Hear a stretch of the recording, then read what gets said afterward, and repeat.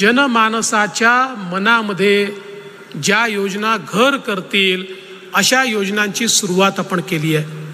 आपल्याला माहिती आहे लाडकी बहीण योजनेसारखी योजना आमच्या बहिणींच्या सन्मानाची योजना, ही मदतीची योजना नाही आहे।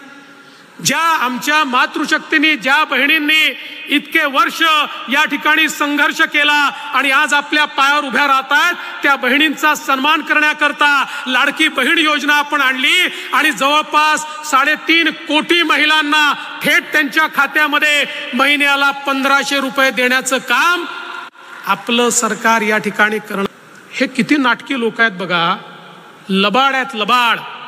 सभागृहात सांगतात आम्ही योजना बंद करू, सभागृहात सांगतात ही चालू शकणार नाही, सभागृहात सांगतात ही खोटी योजना आहे, आणि गावामध्ये सगळ्यात पहिलं पोस्टर यांचंच, आणि हेच लाडकी बहीण योजना, आणि खाली स्वतःचं पोस्टर लावून फिरतात।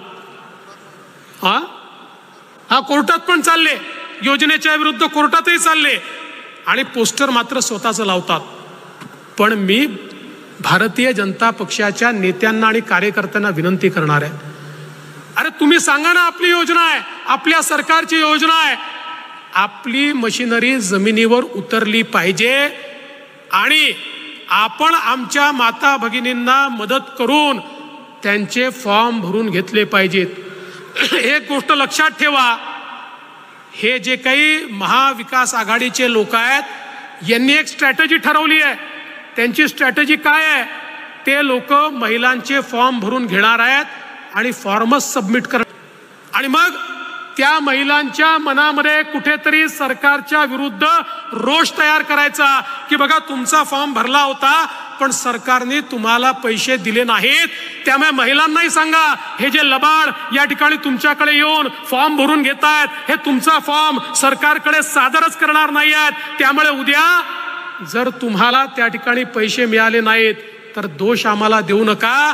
चुकीच्या पद्धतीनं जे लोक ऑफिशियल फॉर्म नाही आहेत, यांनी स्वतः छापलेले फॉर्म आहेत, त्या फॉर्मवर सह्या घेऊन राहिले आहेत, आणि एक प्रकारे ही योजना कशी फसेल हा प्रयत्न यांचा चाललेला आहे।